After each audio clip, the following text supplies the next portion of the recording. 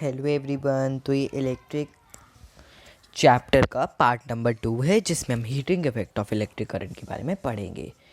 तो फिर देखो, जो बल्ब होता है हमारा, ठीक है, आप उसे कभी टच करोगे, एक बार उसे जलाओ, मतलब आप ये जो हमने सर्किट बनाया था 14.9 में, इसे आप दोबारा बनाइए, ठीक है। उसके बाद आप स्विच ऑफ करके बल्ब को टच करिए, आपको बल्ब जो होगा ना वो बहुत ज़्यादा ठंडा लगेगा, ठीक है। उसके बाद स्विच ऑन कीजिए 2-3 मिनट्स के लिए, उसके बाद बल्ब को टच कीजिए, तो आपको जो बल्ब होगा वो बहुत ज़्यादा गर्म लगेगा, ठीक है।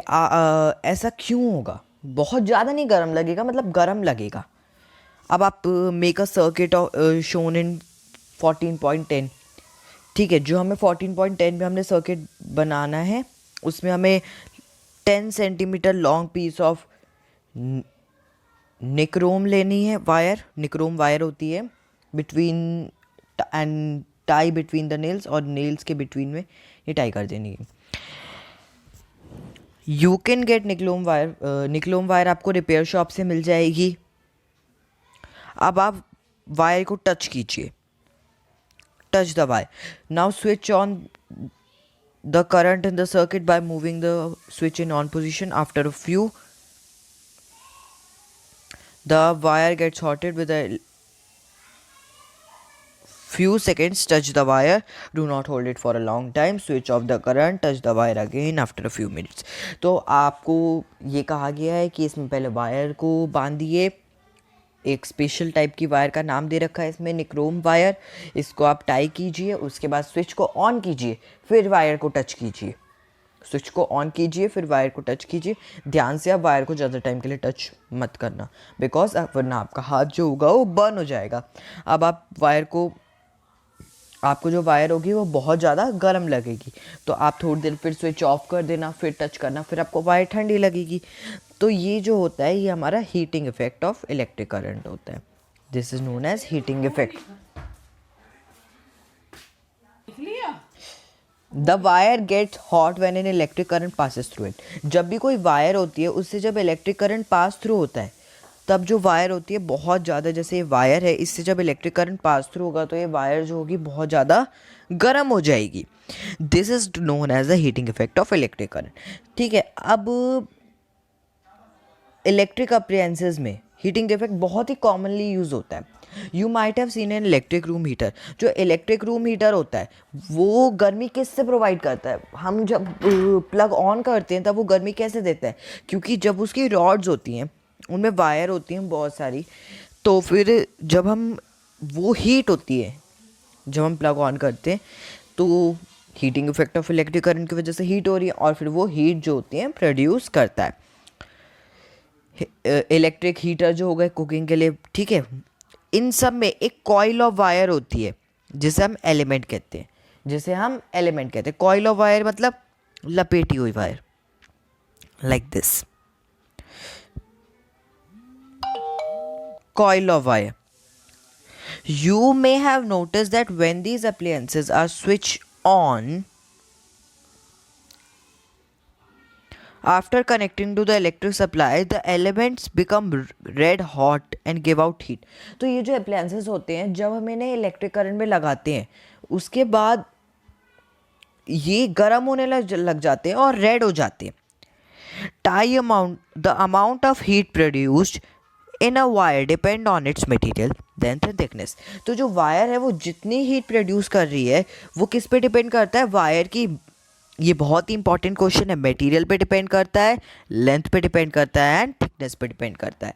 तो हमारी जिस रिक्वायरमेंट होती है, जैसे हमारी रिक्वायरमेंट है कि हीटर्स में हमें बहुत ज़्यादा हीट चाहिए, इलेक्ट्रिक सर्किट में हमें हीट नहीं चाहिए वरना वो मेल्ट हो सकता है, पिघल सकता है।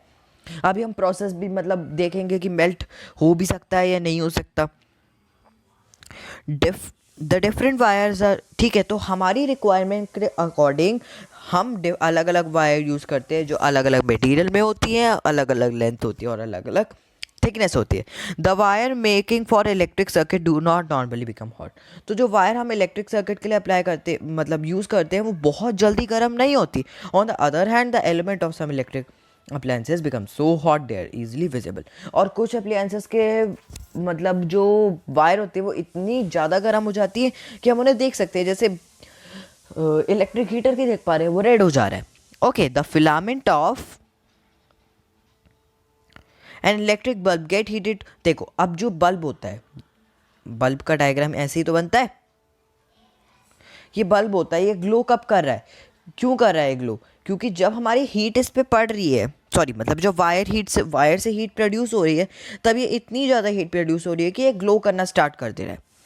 An electric bulb get heated such as a high temperature that it starts glowing. वो इतना ज़्यादा हाई टेम्परेचर पे हीट हो जा रहा है कि वो ग्लो करने लग रहा है। If a large current passes through a wire, the wire में बिकम हॉट एंड इट में, ठीक है, अगर बहुत ज़्यादा करंट फ्लो होता है एक वायर से तो वो क्या होता है, हॉट भी हो सकती है और वो वायर मेल्ट भी हो सकती है और ब्रेक भी हो सकती है।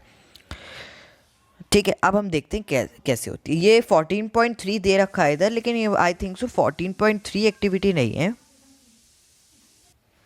अब इस एक्टिविटी में हमें क्या करना है, इलेक्ट्रिक सर्किट बनाना है, और जो हमने एक्टिविटी 14.3 करी थी उसी के जैसा करना है, बट उसमें सेल जो था, सेल की उस सेल की जगह हमें 4 बैटरी लगा देनी है, और निकोमा वायर की जगह एक थिन स्टैंड ऑफ वुल लगा देनी है, जिसे हम यूटेंसिल्स क्लीन करने के लिए हेल्प में लेते हैं।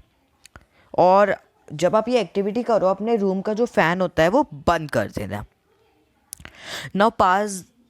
Now pass the current through the circuit for some time. अब सर्किट आप ऑन करो और करंट को पास होने दो। आप थोड़ी देर में नोटिस करोगे कि जो वूल होगी वो हल्की हल्की जलने लगेगी, मेल्ट होने लगेगी, टूटने लगेगी बीच से।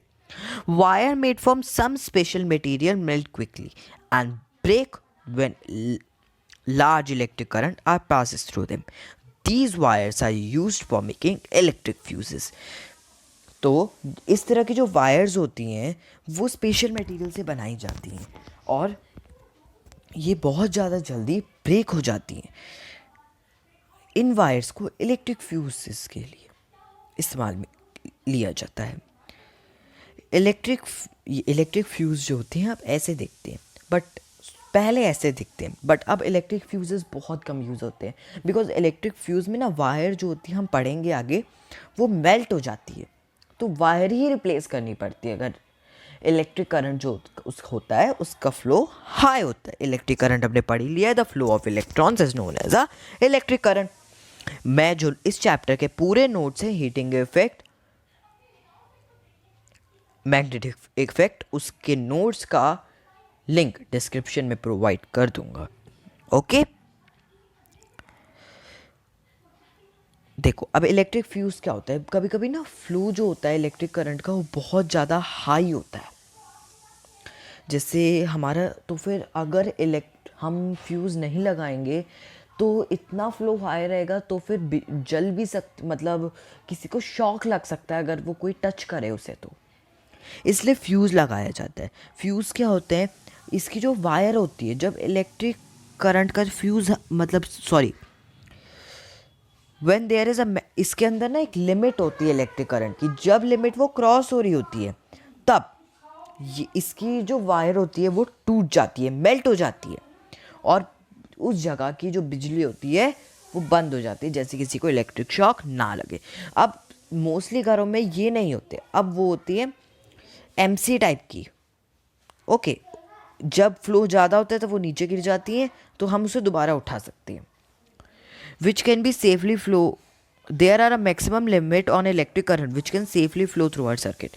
तो इसमें एक इलेक्ट्रिक करंट में फ्यूज़ में एक लिमिट होती है इलेक्ट्रिक करंट की, कि इतना करंट जो है सर्किट से फ्लो कर सकता है आराम से। अगर इससे ज़्यादा हुआ तो सर्किट भी ख़राब हो सकता है, पूरा सर्किट, और किसी को शॉक भी लग सकता है। एक तरह से आप ये समझ लो, ये safe line.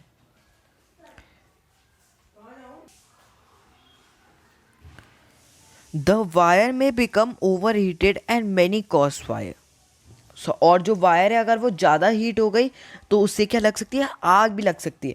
If a proper fuse is there in the circuit, a fuse is thus a safety device which prevents damage to electric circuit and possible fire।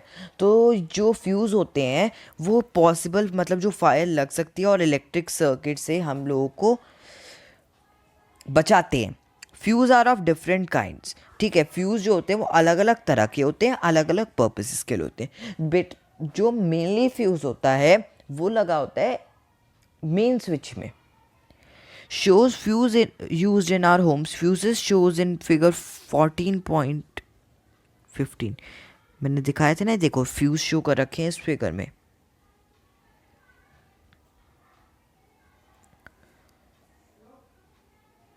Fuses are generally used in electric appliances. तो जो 14 point figure में use होते हैं वो देखो, अब जो हमारा मेन स्विच होता है उसमें तो होता ही होता है फ्यूज़, और इलेक्ट्रिक अप्लायंसेस में भी होते हैं फ्यूज़। इलेक्ट्रिकल अप्लायंसेस में कैसे होते, मतलब जैसे कभी वहाँ जो मेन स्विच है वहाँ से फ्लो जो हो रहा है,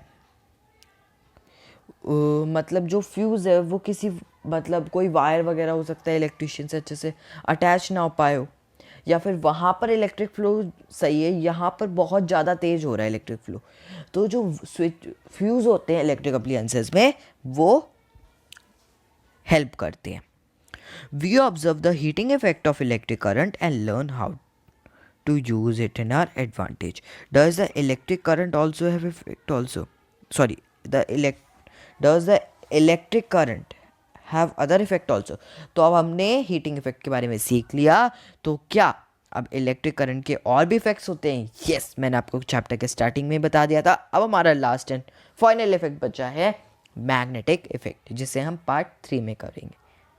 स्टे होम, स्टे सेफ।